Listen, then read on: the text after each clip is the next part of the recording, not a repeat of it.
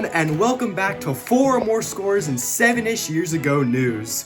We've got breaking news coming to you right here from the studio. The Constitution has been ratified. That's right, we got ourselves a government. But how did we get here?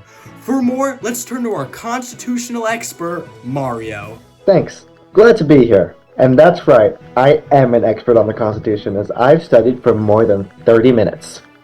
So, you can trust that I'll have all the information that you need. Alright, so can you give a little overview of the events that led up to the Constitution? Absolutely. So, you see, we kicked the living crap out of Britain and wanted to build our own nation with life, liberty, and the pursuit of happiness for everyone. Except most minorities. Well, that seems kinda racist. Yeah, people just did that back then, for some reason. But anyway, our first attempt was the Articles of Confederation. But that gave the federal government no power, which didn't really work. So we moved on to the Constitution. So how was the Constitution formed? Well, there were 5 main issues that were being debated. Representation, state versus federal power, slavery, commerce, and executive power. And being the responsible Americans we were, those issues were handled well, right? Absolutely not. They argued about this stuff for 9 months, and the compromises they came to were awful. Well, they can't be that bad. Well, the representation and state versus federal power issues were solved with the Great Compromise, which basically combined the two sides. So now we have the House with representation by population, and the Senate with equal representation among states. And this is bad. How? Well, you see, I live in California, where we have a bunch of people. So I want all the representation. But you already... So anyway, slavery was solved with the 3/5 compromise, which counting someone as 3/5 of a person is pretty unethical. And the commerce disputes were solved with the Commerce Compromise, which only gave the federal government more authority to tax stuff. And who actually likes taxes? And finally, executive power issues were solved through the Electoral College, which is needlessly confusing and stupid. Like, why don't we just have the people decide?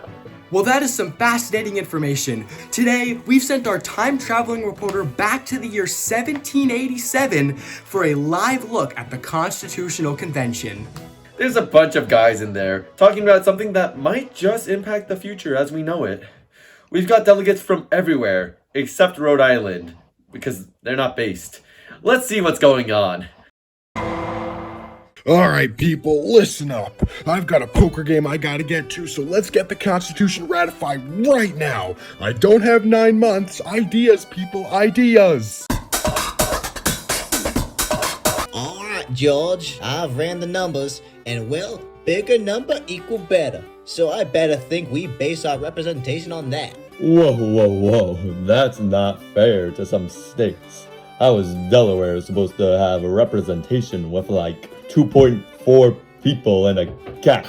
Well, the majority of people will be happy with my plan. What about the minority? We don't care about minority. Whoa there. How about we make a great compromise?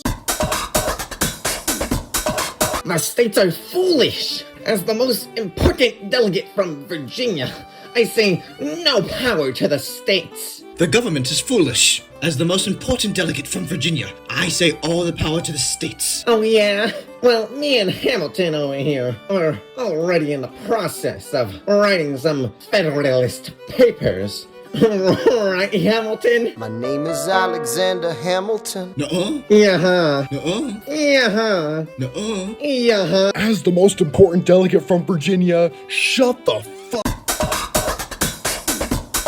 So we can all agree that slaves are people, right? 3/5 it is.